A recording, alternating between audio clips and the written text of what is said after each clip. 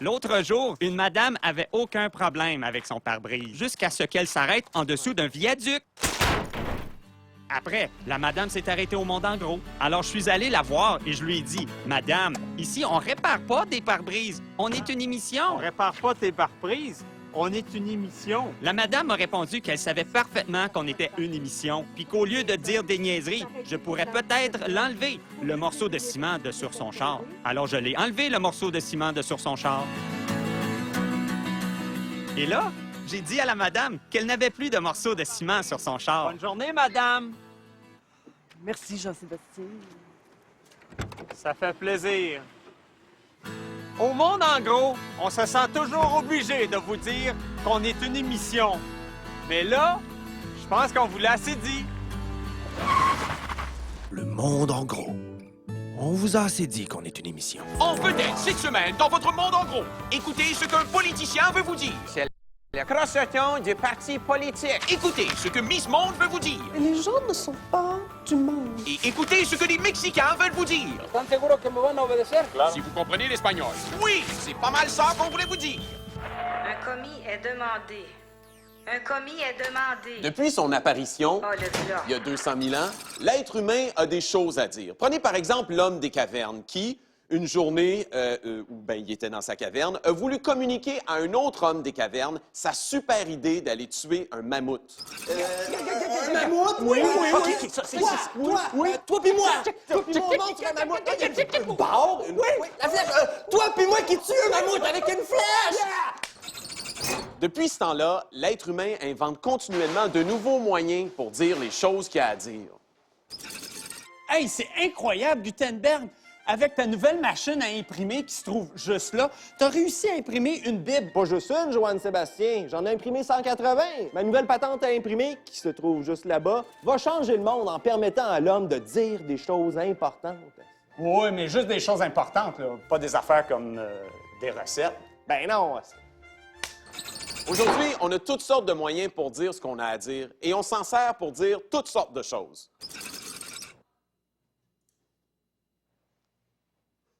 C'est ça, votre mise en scène? Je suis en train de dire ce que je pense de ce que tu viens de dire sur Facebook, Twitter et autres réseaux sociaux. Mais là, il est où Jean-Sébastien? Ah, parti écouter la télé. Ah, en lisant le journal. Dans un cinéma. Pour qu'on puisse habilement intégrer tous ces moyens de dire des choses dans notre mise en scène. Ah, OK. Ah, puis là, il m'envoie un high five. Aujourd'hui, avec tous ces moyens de dire des choses, on dit tellement de choses que ça devient difficile d'attirer l'attention quand on a quelque chose d'important à dire. C'est pour ça que la meilleure solution, c'est encore d'inventer une nouvelle façon de dire ce qu'on a à dire. Comme l'a fait la tribu des Ñañous au Mexique. Visiter le village de El Alberto dans l'État d'Hidalgo au Mexique, c'est l'occasion de voir de près la dure réalité mexicaine.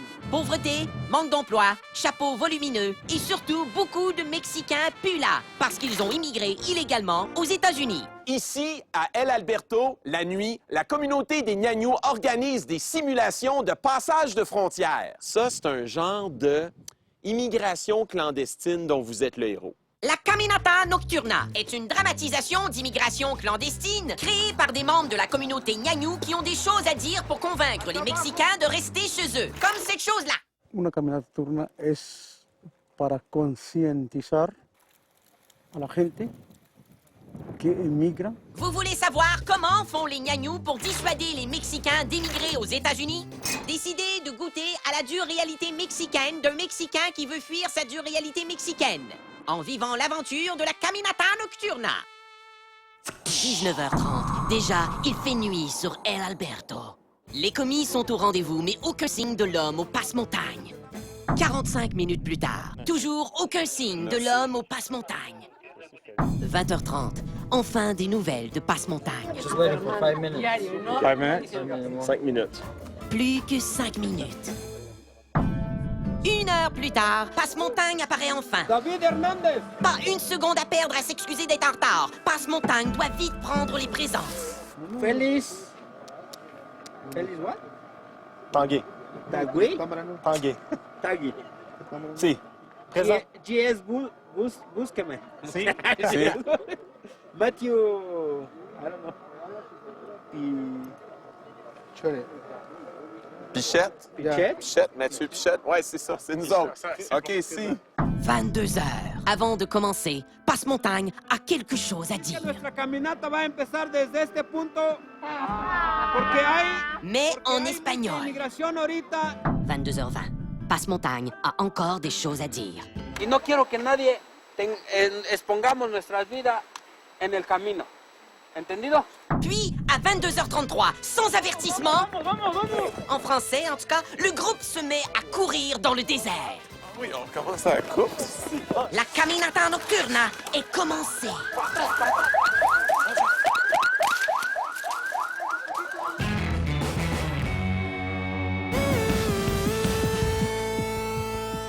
De retour au Mexique, où les commis du monde en gros se glissent dans la peau de 3 Mexicains immigrant clandestinement aux États-Unis. 22h40. Le groupe marche depuis bientôt 7 minutes, dans des conditions extrêmes. La boue pas mal. C'est surprenant parce que t'en vois pas. Puis là, tu renfonces. Puis ça fait... Passe-Montagne, leur guide, les prévient. Les patrouilles de la frontière américaine peuvent les surprendre à tout moment. Mais malgré la discrétion des commis, Attention, il y a de la boue. le groupe est repéré.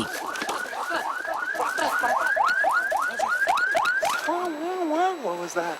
It's immigration. It's immigration? Yeah. So we... Yeah. Passe-Montagne signale au groupe de prendre la fuite. La confusion est totale. Oh non, encore de la bouette. Oh, des vaches.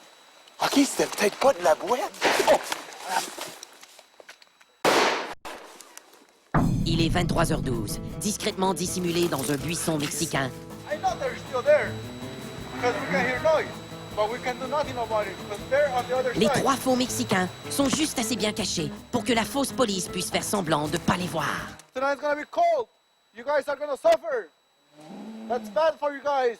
Malheureusement, tous les faux immigrants n'ont pas réussi à trouver refuge. Les patrouilleurs ont capturé un figurant. Shut up. C'est Pablo, un Mexicain pauvre qui chaque soir se glisse dans la peau de Pedro, un pauvre Mexicain. Take the hat, please.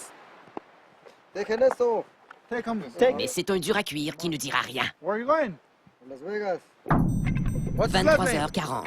Les patrouilleurs, eux autres aussi, ont quelque chose à dire. You know you can go to jail for the rest of your life. Minuit. Après de longues minutes de discours, le découragement gagne les faux Mexicains. Minuit 15. La police a quitté les lieux avec le figurant. D'un signe de la main, Passe-Montagne indique au groupe que la prochaine reconstitution dramatique est par là-bas. Et maintenant, la plus belle femme au monde, Miss Monde!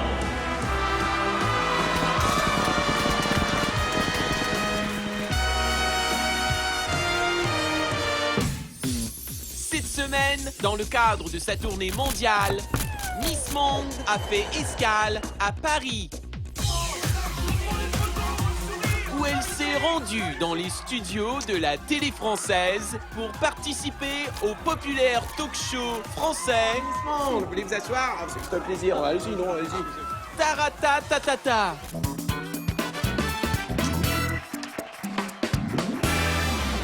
Mesdames et messieurs, bonsoir. Bonsoir, Miss Monde. Bienvenue à Taratatata. Bonsoir, Monsieur Tata. Alors, vous êtes venu en France, vous êtes venu en avion, en bateau, en radeau, par télégraphe? Lors de l'entrevue, l'animateur français l'a questionné sur son pays d'origine. Miss Monde, vous parcourez le monde, Miss Monde, mais vous venez du Canada. Vous venez du Canada. Non. Moi, je considère que je suis du monde. Et je crois que c'est un problème aujourd'hui. Les gens sont du Canada ou du France ou Dubaï, mais les gens ne sont pas du monde. Qu'est-ce que vous voulez dire? Les gens ne sont pas du monde? J'en parlais justement l'autre jour avec Miss Inde et elle ne comprenait pas non plus parce qu'elle est d'Inde. Elle est d'Inde. C'est la meilleure. Non, c'est moi la meilleure. Non, je veux dire, elle est bonne. Ah oui, mais c'est moi qui ai gagné. C'était Miss Monde en France. Miss Monde, mesdames et messieurs, Miss Monde. Miss Monde. Ah, c'est la meilleure. C'est charmant. Miss Monde, la plus belle femme du monde. Comme ben du monde, Miss Monde, c'est un beau contenant avec un problème de contenu. Elle est bonne pour dire ce qu'elle a à dire, mais ce qu'elle a à dire, c'est pas bon. Pour d'autres, c'est l'inverse. Ils ont des choses intéressantes à dire, mais ils sont pas bons pour le dire. Et ça, on s'en est rendu compte au début de la télévision. Ce soir, un grand penseur de notre époque, l'auteur français Jean-Paul Sartre, avec qui j'aurai un bref entretien de 3 heures. Jean-Paul Sartre, bonsoir. Que pensez-vous du monde, en gros? Écoutez,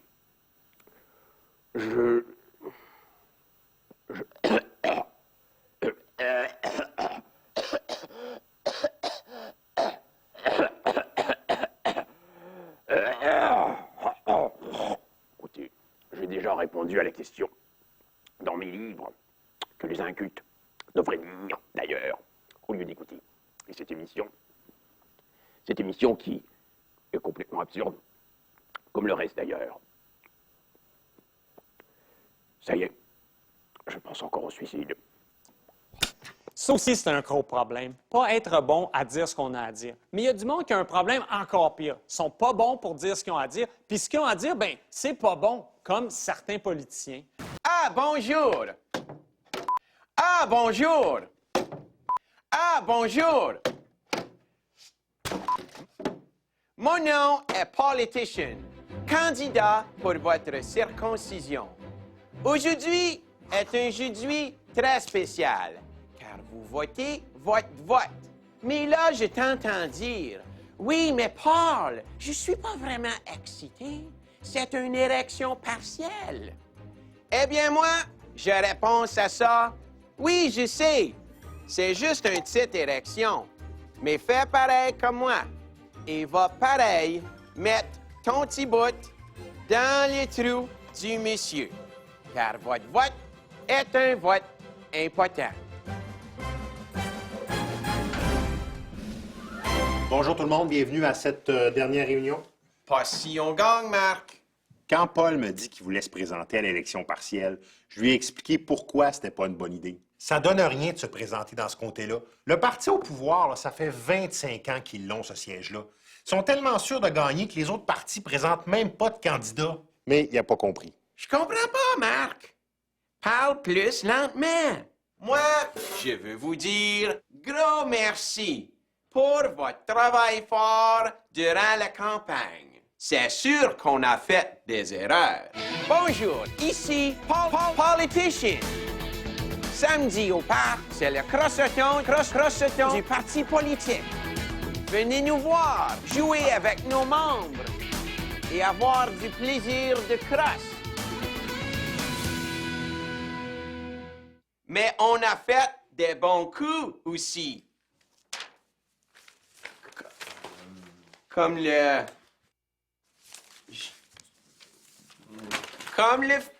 foie. Non, mais... Non? Ouais. Bon, on va aller... D'accord. Ouais. Oh, il y a la... Oh non. Le Monde en gros est également disponible sur le web au radiocanada.ca/. Le Monde en gros.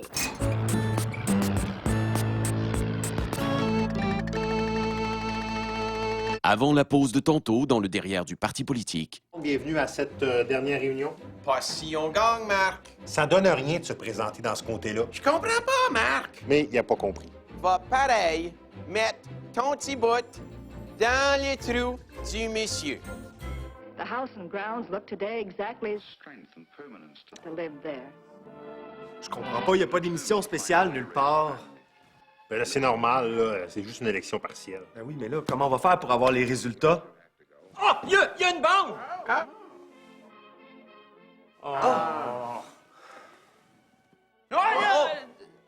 When you see how they did you'll know for sure this is the land of money. Did you miss me too? Amelia. Oh, wait a minute. You don't get away from me again. But how did you... Come on, let's get out of here. C'est qu'on est rendu, là? Ben là, le gars a réussi à séduire la fille, puis il va peut-être coucher avec. Je parle de l'élection, là. Patience, Marc. Faut attendre qu'il bande. Bon. Ah non, pas bon. Bon, là, il faut que tu appelles ton adversaire pour le féliciter. Ça, c'est le numéro de son parti. Puis pour le rejoindre, il faut que tu fasses le 2. OK, le 2. Puis commence avec une petite phrase, là, juste pour détendre l'atmosphère. OK, petite phrase.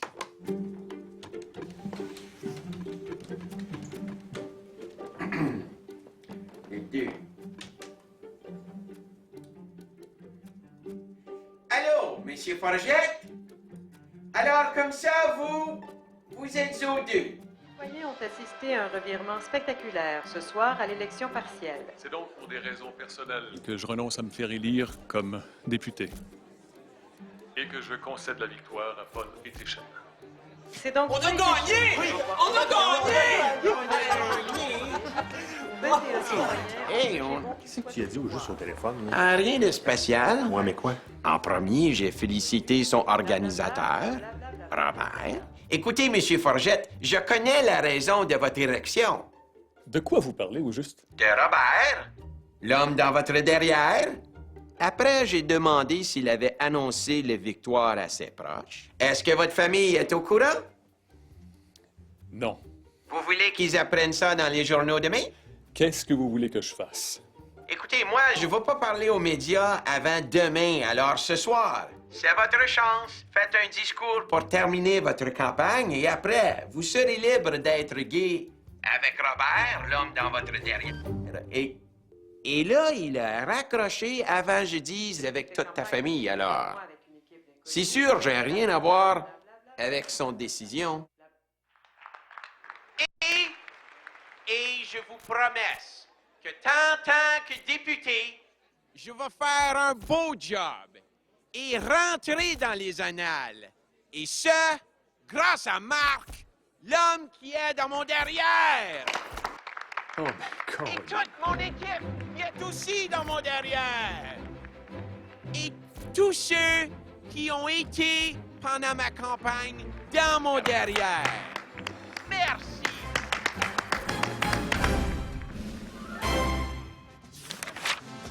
De retour au Mexique, où ces trois faux Mexicains se sont embarqués dans une simulation d'immigration clandestine organisée par des Mexicains qui ont des choses à dire à d'autres Mexicains. Yo pienso que México... 3 heures déjà que les commis du monde en gros font semblant de se diriger vers la frontière américaine. Quand le groupe est surpris par des faux trafiquants de drogue qui ont quelque chose à dire. Regresando a México con Lautau. 1h35, les trois faux Mexicains assistent impuissants à une autre reconstitution dramatique où, dans un geste d'intimidation, les bandits se garochent des bouteilles d'eau.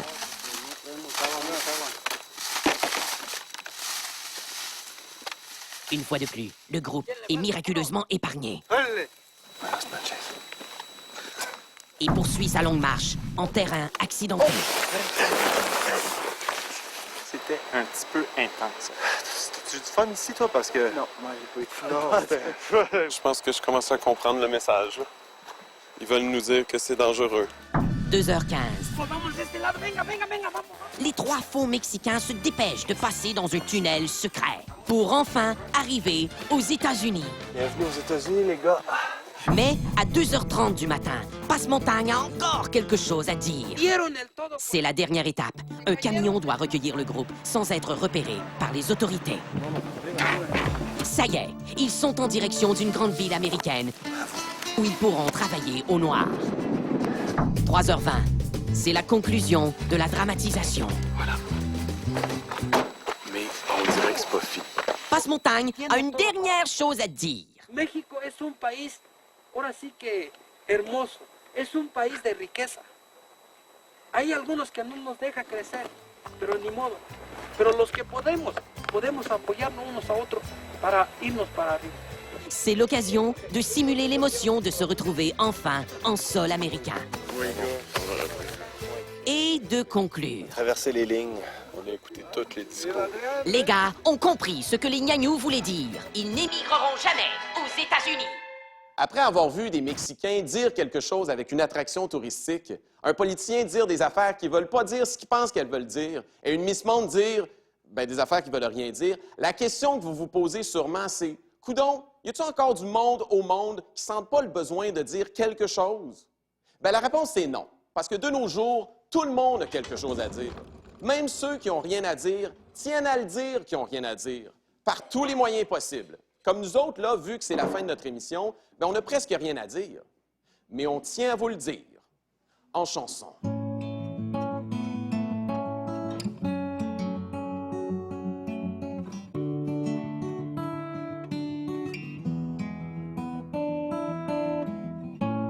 Je n'ai presque rien à dire,